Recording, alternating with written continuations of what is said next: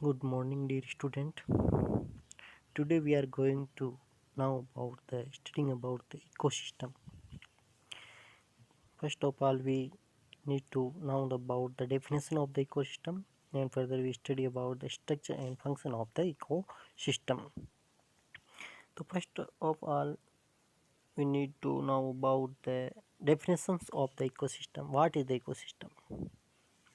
So simply, the ecosystem means all the organism in nature living together interact with the environmental factor. Environmental factor may be physical or chemical. A resultant of these activity, a balance is formed between the environmental factor, and balance means there is a exchange of some gases, some exchange of the energy and exchange of the some substances mutually. Then the a balance is great, and this type of integrated system is called the ecosystem. देखो इसमें क्या है, simply आपको ध्यान सुनो कि जितने भी ऑर्गेनिज्म है वो जो नेचर के अंदर जितने भी ऑर्गेनिज्म रहते हैं वो क्या करते हैं, जो एनवायरमेंटल है उसके साथ में क्या करते हैं, इंटरेक्ट करते हैं। एनवायरमेंट है ना, एनवायरमेंटल फैक्टर है, चाहे फिजिकल हो चाहे केमिकल हो, उनके साथ में जितने भी ऑर्गेनिज्म हो वो इंटरेक्ट करते हैं। और इंटरेक्ट करते हैं तो इससे क्या होता है, इंटरेक्ट जब भी करता है आदमी, जब रिलेशन जब भी करता है, जब कुछ ना कुछ आपस में म्यूचुअली रिलेशन हो, जब कुछ आदान प्रदान हो, कुछ ट्रांसफर हो, कुछ सब्सटेंस। और ट्रांसफर किसका होता है, ऊर्जा का ट्रांसफर होता है, एनर्जी का ट्रांसफर होता है। ठीक है, ट्रांसफर किसका होता है, एनर्जी का ट्रांसफर होता है। एक जो ऑर्गेनिज्म हो या दूसरे ऑर्गेनिज्म के बीच में जो रिलेशंस होता है वो किसका होता है, एनर्जी ट्रांसफर होता है। कुछ सब्सटेंसेज भी ट्रांसफर होते हैं। मान लो मैं आपको कोई चीज़ दूँ, ठीक है, तो आप मुझे चीज़ दोगे तभी तो रिलेशन या बैलेंस होगा। ठीक है, तो इससे क्या होता है, जो इकोलॉजी है उसके अंदर क्या होता है, एक ही बैलेंस सिस्टम क्रिएट हो जाता है। और इस जो बैलेंस सिस्टम का जो एक इंटीग्रेटेड यूनिट बनती है उसको क्या बोलते हैं, अपने इकोलॉजिकल सिस्टम या इकोसिस्टम बोलते हैं, है ना। और स्ट्रक्चर एंड फंक्शनल सिस्टम है और नेचर की वो इकोसिस्टम में याद रखना। Structural functional system of nature, है ना। स्ट्रक्चरल एयर याद रखना, नीट के हिसाब से कई बार ये लाइन पूछ लेते हैं इनमें से कौन सा है। Structural function system of nature क्या है, इकोसिस्टम ही है। तो आप ध्यान से वापस सुनो इसकी डेफिनेशन कि इसका मतलब all the organism in nature are interact with the physical factor of the environment mutually. Resultant of this activities, a balance is formed between the organism and the physical environment, and exchange of the metal and gases take place. Resultant, a integrated system is formed. Resultant, a integrated system, a integrated unit is formed, and this unit is called the ecosystem. Next important जो line आती है देखो कि ecosystem is the functional unit of ecology. बहुत important है ना। Basic जो functional unit है वो इकोलॉजी की है। इसके बाद जो सबसे पहले जो टर्म इकोलॉजी, जो टर्म्स जो सबसे पहले किसी ने दी थी वो क्या था, टेंसले वैज्ञानिक था, साइंटिस्ट टेंसले ने दी। और इसके अंदर क्या था कि जो बायोटिक और एबायोटिक फैक्टर है ना, उनके बीच में जो इंटीग्रेशन है, रिलेशंस है ना, इंटरेक्शन है, उसी को क्या बोलते हैं, इकोसिस्टम बोलते हैं, है ना। बायोटिक और एबायोटिक फैक्टर मतलब एनवायरनमेंट के बायोटिक और एबायोटिक फैक्टर्स के बीच में इंटीग्रेशन या इंटरेक्शन है, उसी को क्या बोलते हैं, इकोसिस्टम। देखो a system resultant from the integration of the biotic and abiotic factor of the environment is called the ecosystem. Means कि एबायोटिक के अंदर तो क्या हो जाएगा, जो नॉन लिविंग थिंग्स आ जाएगी, और बायोटिक के अंदर क्या आ जाएगी, लिविंग थिंग्स। मतलब लिविंग थिंग्स और नॉन लिविंग थिंग्स के बीच में जो एनवायरनमेंट के अंदर जो इंटरेक्शन होता है उसको क्या बोलेंगे, इकोसिस्टम बोलेंगे। उसने सबसे पहले जो नाम दिया था, याद रखना, इकोसिस्टम जो सबसे पहले जो नाम दिया था किसने, टेंसले ने दिया था। उसके बाद कई वैज्ञानिकों ने इसके नाम को देने की कोशिश की कि जो मेरा नाम चल जाए, मेरा नाम चल जाए, लेकिन नहीं चला। सबसे जो मान्य नाम था वो इकोसिस्टम ही था। उसके बाद जैसे बायो बायोकॉन्सिस कार्ल मोबियस ने दिया था। इसके बाद माइकोकोजम फोबस ने दिया था। और इकोकोस्म मिश्रा ने दिया था। मिश्रा कौन, रामदेव मिश्रा, प्रोफेसर रामदेव मिश्रा। याद करो कौन था, है ना, भारतीय इंडियन इकोलॉजी के फादर थे, तो वो, ठीक है। इसके बाद स्ट्रक्चर ऑफ इकोलॉजी की बात करते हैं। स्ट्रक्चर ऑफ इकोलॉजी की बात करते हैं, स्ट्रक्चर में क्या होता है, दो मुख्य चीज़ होती है। एक तो इसका जो है कंपोजिशन है जो है, और कंपोजिशन किससे बना होता है, स्पीसीज से बना होता है, मतलब जातियों से बना होता है। स्पीसीज जो होती है और उनकी लेयरिंग होती है, मतलब स्पीसीज का मतलब होता है कि इकोसिस्टम के अंदर हर्ब्स भी पाई जाती है, सर्ब्स भी पाई जाती है, ट्रीज भी पाए जाते हैं, और डिफरेंट टाइप ऑफ ऑर्गेनिज्म जैसे है ना, जैसे छोटे एनिमल्स भी पाए जाते हैं, बड़े एनिमल्स पर, तो उनकी लेयरिंग होती है। मतलब स्पीसीज का कंपोजिशन होता है, साथ साथ में स्ट्रेटिफिकेशन का मतलब उनकी लेयरिंग स्तर पाए जाते हैं। एक स्तर पाया जाता है, जैसे घास है, फिर जो हर्बीवरस है ना, फिर प्राइमरी कंज्यूमर है, फिर सेकेंडरी कंज्यूमर है, ट्राई कंज्यूमर। इस प्रकार से एक इकोसिस्टम का निर्माण होता है। और उनके बीच में क्या होता है, रिलेशंस होते हैं, है ना। उनके बीच में क्या होता है, आपस में सभी के बीच में क्या किस रिलेशन होते हैं, और एक फूड ऑर्गेनिज्म पाया जाता है। आपस में रिलेशन किस लिए होते हैं, उनके फूड के लिए रिलेशन होता है। अपन प्लांट्स पे क्यों डिपेंड करते हैं, फूड्स के लिए डिपेंड करते हैं, है ना। इस प्रकार से तो इसका जो बायोटिक एबायोटिक फैक्टर है इकोसिस्टम का, देखो इसमें टेबल में दिया है, वो डिस्कस करते हैं। इकोसिस्टम को है उसको नेचुरल इकोसिस्टम और आर्टिफिशियल इकोसिस्टम में डिवाइड किया। आर्टिफिशियल इकोसिस्टम होता है क्रॉप फील्ड, खेत हो सकता है, गार्डन्स हो सकते हैं, एक्वेरियम हो सकता है, एक्वाटिक जो अपने घर में एक्वेरियम लगाते हैं, आपको पता ही है, या मछलियों के लिए एक्वेरियम बनाते हैं, तो वो भी एक छोटा इकोसिस्टम है।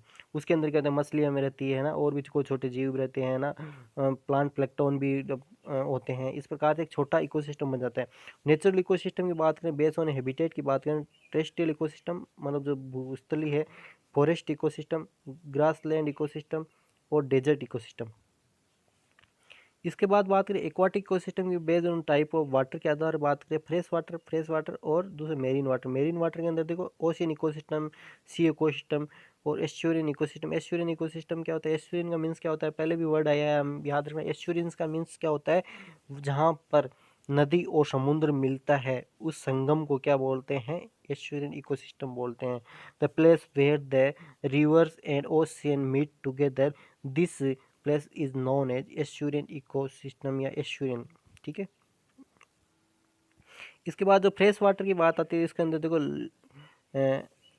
लोटिक है इकोसिस्टम, जो बहता रहता है, स्प्रिंग, रिवर, स्ट्रीम है, और स्टेगनेंट वाटर इकोसिस्टम जो रुका हुआ रहता है, उसमें लेक है, पॉन्ड है और पुल है। इस प्रकार से इकोसिस्टम होता है। इसके बाद काइंड ऑफ इकोसिस्टम की बात करते हैं अपन। Various ecosystem is in biosphere from is the natural and some man made, ठीक है। डिफरेंट टाइप ऑफ इकोसिस्टम होते हैं, लेकिन अपन को ब्रॉड कैटेगरी में डिवाइड करते हैं। तो कुछ नेचुरल होते हैं जो ऊपर पढ़ के आए हैं अपन, और कुछ होते हैं मैन मेड जो आर्टिफिशियल इकोसिस्टम बोलते हैं। जो मैन मेड होता है उनको क्या बोलते हैं, आर्टिफिशियल इकोसिस्टम बोलते हैं, जैसे क्रॉप गार्डन, एक्वेरियम जो अपन ऊपर पढ़ के आए हैं, है ना। और इकोसिस्टम सम कंप्लीट क्या होता है, ये कोई भी इकोसिस्टम होता है इंडिपेंडेंट नहीं होता है, वो आपस में इंटर डिपेंडेंट होते हैं, हमेशा याद रखना।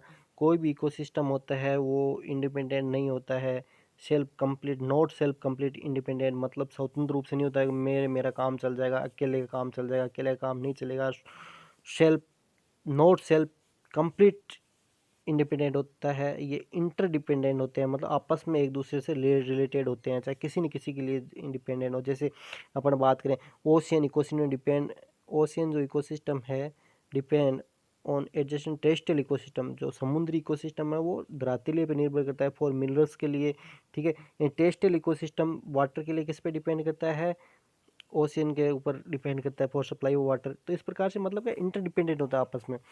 अब बात करते हैं structure and function of ecosystem की बात करें, तो अपन बात करें स्ट्रक्चर की, तो ecosystem has two aspect of the structure of function. Structure depend organism ecosystem and biotic abiotic. Ecosystem structure की अंदर बात करते हैं, इसके अंदर दो फैक्टर होते हैं, एक तो एबायोटिक होता है और एक इन ऑर्गेनिज्म होता है, इसको क्या बोल लेंगे, बायोटिक फैक्टर होता है ना। और इनके लिए आपस में इंटरेक्शन होता है, और इनसे क्या होता है, एनर्जी फ्लो होता है, आपको पता ही है एनर्जी फ्लो क्या होता है, वापस साइकिलिंग होती रहती है। इस प्रकार से ये एक साइकिल बन जाता है। इसके बाद कंपोनेंट ऑफ द इकोसिस्टम की बात करें, तो कंपोनेंट ऑफ इकोसिस्टम की बात करें तो दो प्रकार से अपन बात करें, ऊपर बायोटिक और एबायोटिक दो प्रकार के होते हैं। बायोटिक के अंदर कौन कौन से हैं, पहले बात करें, पहला आता है प्रोड्यूसर है, जो ऑटोट्रोपस भी बोल सकते हैं उनको, अभी बात करेंगे अपन। दूसरा है कंज्यूमर है, तीसरा कंज्यूमर के अंदर भी कौन कौन से होते हैं, 3 भाग में डिवाइड किया है। मैक्रो कंज्यूमर है, डिकम्पोजर या माइक्रो कंज्यूमर है। दूसरा आता है आपके एबायोटिक कंपोनेंट्स। एबायोटिक कंपोनेंट्स में इनऑर्गेनिक सबस्टांसेस है, ऑर्गेनिक सबस्टांसेस तो क्लाइमेटिक फैक्टर है। जो ये सारे के सारे क्या होते हैं, मिलके इकोसिस्टम का निर्माण करते हैं। हालांकि ये कह रहा है कि structural component ecosystem are not separable, मतलब इनको बायोटिक और एबायोटिक को अपन अलग नहीं कर सकते। फिर भी क्या होता है, स्टडी की दृष्टि से अपन बात करें, for the conveniently of the study we discuss in a different वे।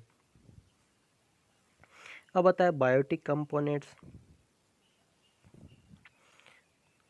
तो बायोटिक कंपोनेंट्स के अंदर क्या होते हैं, जो एनवायरनमेंट के जितने भी लिविंग ऑर्गेनिज्म है include in biotic components. These are classified in 3 mains category. Plants होते हैं, एनिमल्स होते हैं और माइक्रो ऑर्गेनिज्म होते हैं। Microorganism bacteria fungi. These are respectively card. Plant को क्या बोलते हैं, प्लांट को क्या बोलते हैं, प्रोड्यूसर बोलते हैं, ठीक है, या ऑटोट्रोपस बोल सकते हैं। दूसरे एनिमल्स को क्या बोलते हैं, कंज्यूमर बोल सकते हैं। और तीसरे को क्या बोलते हैं, रिड्यूसर या डिकम्पोजर बोल सकते हैं, है ना। तो ये इकोसिस्टम का इस प्रकार से निर्माण करते हैं। उसके बाद आता है कि जो according to Lindeman food and main basis of interactions of the all organism. Lindeman ने क्या कहा था कि ये आपस में जो इंटरेक्शन होता है इनका किसके लिए होता है, फूड के लिए होता है। किसके लिए होता है, फूड के लिए होता है ना। फूड के लिए आपस में रिलेशन किसके लिए होता है, इकोसिस्टम का जो आपस में जो बायोटिक एबायोटिक, ये अपन बात करें बायोटिक के भी हैं, बायोटिक के जैसे प्रोड्यूसर है, कंज्यूमर है, डिकम्पोजर है, आपस में रिलेशन क्या है, इंटरेक्शन किस लिए है, फूड के लिए ही है ना। According to the tropical level of biotic component category producer and consumer. Tropic level की बात करें तो इसमें 2 भागों में डिवाइड किया, जैसे इसमें देखो कौन सा होता है, एक तो प्रोड्यूसर होता है और दूसरा क्या होता है, कंज्यूमर। एक तो बनाता है, दूसरा खाता है, ठीक है।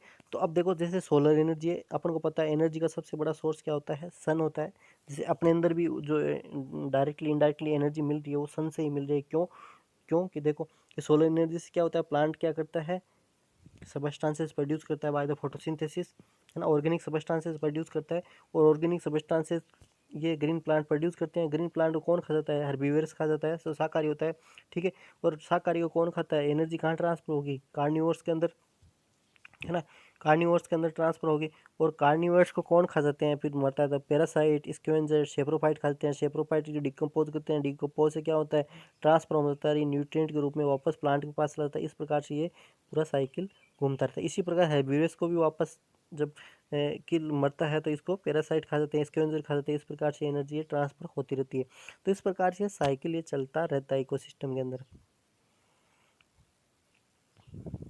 अब देखो जैसे अपन बात कर रहे हैं कि बायोटिक फैक्टर की बात कर रहे हैं, तो इसके अंदर सबसे जो पहला है प्रोड्यूसर है या ऑटोट्रोपस है। All the plant and bacteria of the ecosystem which capable to manufacturing their own food by the process of the photosynthesis या चीमोसिंथेसिस आर कॉल्ड ऑटोट्रोपस या प्राइमरी प्रोड्यूसर। मतलब जो जितने भी जीव है, बैक्टीरिया है, जो प्रकाश संश्लेषण द्वारा या और कोई रासायनिक क्रिया के द्वारा अपना खुद का भोजन बना सकते हैं, वो ऑटोट्रोपस या प्राइमरी प्रोड्यूसर होते हैं। आपको पता है ये प्लांट्स प्राइमरी प्रोड्यूसर है। These plant and bacteria produce all type of organism because they convert solar energy to chemical energy। ये करते क्या है, फोटोसिंथेसिस करते हैं। फोटोसिंथेसिस के अंदर क्या, सोलर एनर्जी किसके अंदर कन्वर्ट हो रही है, केमिकल एनर्जी के अंदर कन्वर्ट हो रही है। सोलर एनर्जी किसके अंदर कन्वर्ट हो रही है, केमिकल एनर्जी के अंदर, है ना। और इससे क्या हो जाएगा कि उनके अंदर जो ऑर्गेनिक सब्सटेंसेस जो हो जाएंगे वो स्टोर हो जाएंगे, और वो क्या हो जाएंगे, उसमें कंज्यूमर में यूज करने में काम आ जाएंगे। दो कार्बोनिड थे, इसको क्या बोला था, कन्वर्टर या ट्रांसड्यूसर भी बोला था, याद रखना। इसमें क्वेश्चन बन सकता है, नीट में एक एक लाइन से क्वेश्चन बनता है। तो जो प्रोड्यूसर थे, प्रोड्यूसर है, उनको एजी कार्मोडी ने इनको कन्वर्टर भी कहा था और ट्रांसड्यूसर भी कहा था। कन्वर्टर क्यों कहा था, क्योंकि ये क्या करते हैं, सोलर एनर्जी को किसमें, केमिकल एनर्जी के अंदर कन्वर्ट कर देते हैं। अब बात करते हैं अपन कंज्यूमर और heterotrophs की। all the organism that are not capable to manufacture their own food, that are depend on the food for the producer directly or indirectly are called the heterotrophs। अपन भी heterotrophs है, they are mainly animals होते हैं। इसके 2 category होती है, एक तो macro consumers होते हैं जो गोट्रोपस भी बोलते हैं। all the organism that convert complex organic substances into simple organic substance means क्या होगा, जो मैक्रो कंज्यूमर्स हैं, मैक्रो कंज्यूमर्स जो प्लांट को खाते हैं, प्लांट के अंदर आपको पता है कॉम्प्लेक्स ऑर्गेनिक सबस्टांसेस पाए जाते हैं, कॉम्प्लेक्स ऑर्गेनिक सबस्टांस पाए जाते हैं। और जो मैक्रो कंज्यूमर्स क्या करते हैं, इसको सिंपल ऑर्गेनिक सबस्टांसेस में कन्वर्ट करते हैं। उनकी डाइजेस्टिंग प्रोसेस होती है, अपने अंदर डाइजेस्टिंग प्रोसेस होती है, एनिमल्स के अंदर डाइजेस्टिंग प्रोसेस होती है, तो इनको क्या बोलते हैं, मैक्रो कंज्यूमर बोलते हैं, है ना। Living and plant are their food होते हैं, इनके जो प्लांट्स होते हैं, क्योंकि जो कंज्यूमर है वो ही खाएंगे।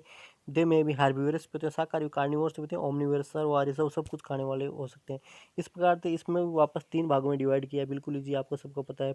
सबसे पहले प्राइमरी कंज्यूमर, प्राइमरी कंज्यूमर क्या होंगे, प्राइमरी कंज्यूमर क्या होंगे, प्राइमरी कंज्यूमर वो होते हैं जो क्या होते हैं, क्या खाएंगे, जो प्रोड्यूसर खाएंगे, है ना। जैसे आपके बात करें, जैसे गोट हो गई, रेबिट हो गया, केटल हो गई, डीएट्स हो गई, है ना। ये सारे के सारे जो प्राइमरी कंज्यूमर है, इनको हर्बिवोरस भी कहते हैं। और इनको की इंडस्ट्री एनिमल भी कहा था।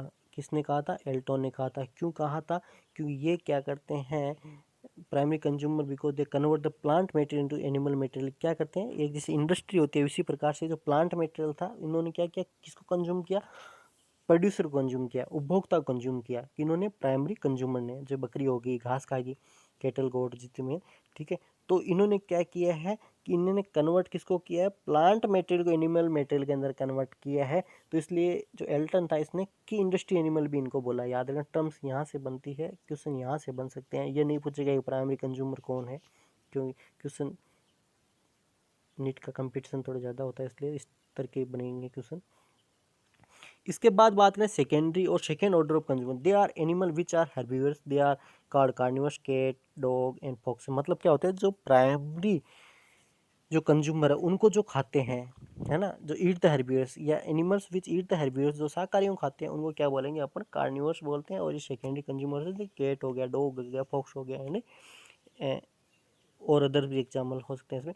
फिर टर्सरी और third consumer, they are large carnivores which feed secondary consumer, जो सेकेंडरी कंज्यूमर खाते हैं, जो कैट को खाते हैं, डॉग को खाते हैं, फॉक्स को खाते हैं। इनमें कौन सा होता है आपको पता ही है ना। उनको लायन होते हैं, वल्चर होते हैं, ईगल है, शार्क है, किंग है, फिशर है, क्रोकोडाइल, ये जो टॉप कंज्यूमर भी इनको बोलते हैं, यहाँ पे याद रखना। इसके बाद क्या होता है कि कई कई बार क्या होता है, जो कंज्यूमर है ये भी प्रोड्यूसर बन जाते हैं। प्रोड्यूसर कैसे बन जाते हैं कि जैसे बी है, हनी बी है, काऊ है, गोट है, ये क्या करते हैं, जो consume, digest and assimilate, convert into कार्बनिक कंपाउंड इन द बॉडी, है ना। तो ये क्या करते हैं कि जो कंज्यूमर से जो कुछ सब्सटेंसेस लेते हैं, उनको डाइजेस्ट करके एसिमुलेट कर देते हैं, कन्वर्ट टू सेकेंडरी कार्बनिक कंपाउंड में कन्वर्ट कर देते हैं इनके शरीर के अंदर। कैसे, जैसे मधुमक्खी की बात करें, बी की बात करें, हनी बी की बात करें, हनी बी क्या करती है,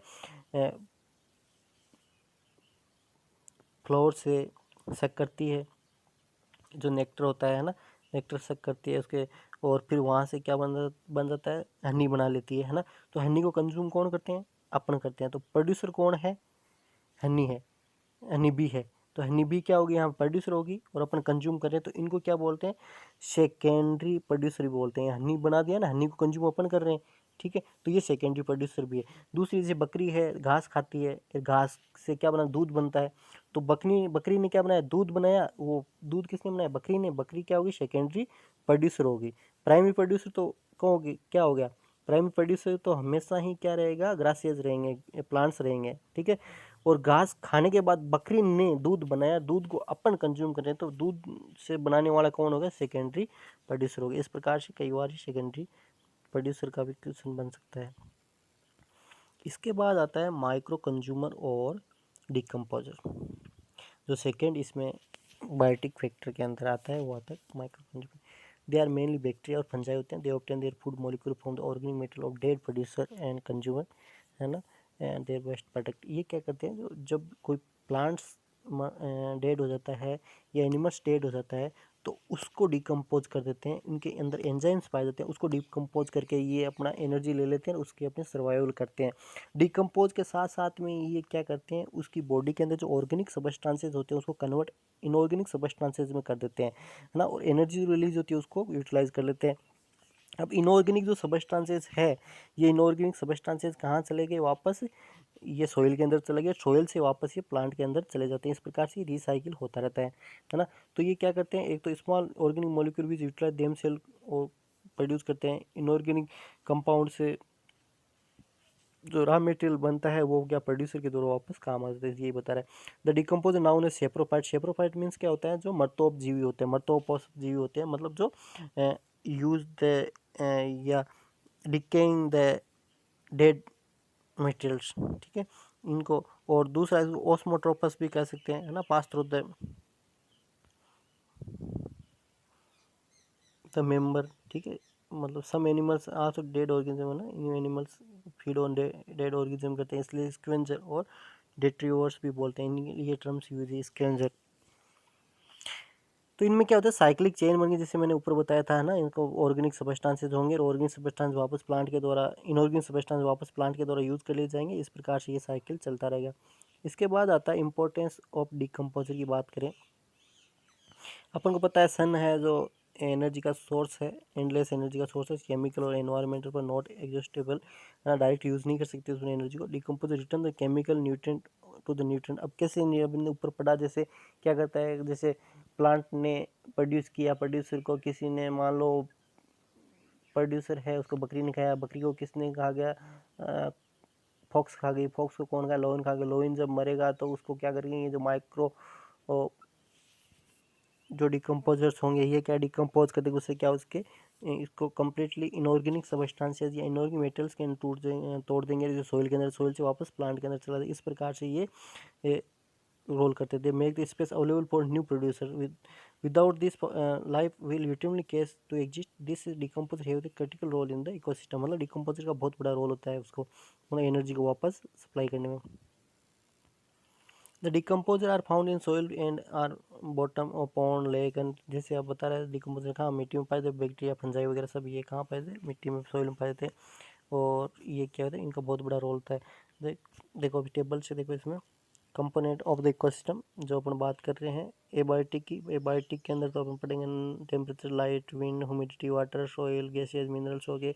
बायोटिक के अंदर प्रोड्यूसर, कंज्यूमर और डिकम्पोजर हो गए, है ना। कंज्यूमर भी प्राइमरी कंज्यूमर, सेकेंडरी कंज्यूमर और टर्शियरी कंज्यूमर हो गए। इस प्रकार से ये होता है। डायग्राम में भी देखो, देखो ये एनर्जी सोर्स है, एनर्जी सोर्स प्लांट जो प्रोड्यूसर है, प्लांट प्रोड्यूसर को कौन खा गया, प्राइमरी कंज्यूमर खा गया, प्राइमरी कंज्यूमर कौन खा गया, सेकेंडरी कंज्यूमर है, सेकेंडरी को टर्शियरी कंज्यूमर खा गया। और सब ये जब मरेंगे तब क्या हो जाएंगे, डिकम्पोज हो जाएंगे। डिकम्पोज से वापस इनको न्यूट्रिएंट मिल जाएगा प्लांट को, है ना, इस प्रकार से। अब आता है एबायोटिक कंपोनेंट्स। एबायोटिक कंपोनेंट्स क्या होते हैं, जो नॉन लिविंग सब्सटेंसेस फैक्टर है, जो नॉन लिविंग सब्सटेंस फैक्टर है। ओडम ने इनको इनमें भागों में डिवाइड किया, 3 भागों में। ऑर्गेनिक सब्सटेंस एक वाटर हो गया, carbon, sulphur, nitrogen, phosphorus, minerals, nitrogen, calcium, magnesium, sulphate, phosphate, nitrate, salt, oxygen and CO2 gases and required by autotrophs. मतलब जितने भी इनऑर्गेनिक सब्सटेंसेस ऑटोट्रोपस को फूड बनाने के द्वारा ये विभिन्न केमिकल रिएक्शंस के लिए चाहिए, वो ये होते हैं inorganic substance. These are called the raw material भी होते हैं, क्योंकि इनसे ही भोजन बनता है, इसलिए रॉ मटेरियल भी होते हैं। Which are passed through the consume into food after the decompose dead material. जैसे मैंने बताया कि ये कैसे बनते हैं, कि जब फूड चेन के चलते हैं तो जब जो थर्ड या टर्शियरी कंज्यूमर होता है, जब डेड होता है तो उसको डिके कर देते हैं माइक्रो कंज्यूमर, और ये वापस सॉइल के अंदर कन्वर्ट इनऑर्गेनिक सब्सटेंसेस में, इसकी कार्बनिक सब्सटेंस इनऑर्गेनिक जो सब्सटेंस में कन्वर्ट कर देता है, और ये रिसाइकिल होता रहता है। इस बायोकेमिकल साइकिल ही बोलते हैं। दूसरे ऑर्गेनिक सब्सटेंसेस है। ऑर्गेनिक जो सब्सटेंस 3 कैटेगरी में डिवाइड किए हैं। पहले कैटेगरी में आता है कार्बोहाइड्रेट है, प्रोटीन है, लिपिड है, और ये डिकम्पोज होकर क्या बनाते हैं, यूरिया और ह्यूमस बनाते हैं, जो फ्री स्टेट में नेचर के अंदर यह कार्बनिक कंपाउंड के रूप में पाया जाता है। सेकेंड है organic substance which are found only in the living system, living cells, जैसे ATP, एडिनिन ट्राइफॉस्फेट है। और थर्ड जो ऑर्गेनिक सब्सटेंसेज है ना, वो है आपके कौन सा है, थर्ड ऑर्गेनिक सब्सटेंसेज है, third that are connect link between the two groups such as chlorophyll है, DNA। ठीक है, तो इस प्रकार से। इसके बाद है आपके क्लाइमेटिक फैक्टर आता है ना।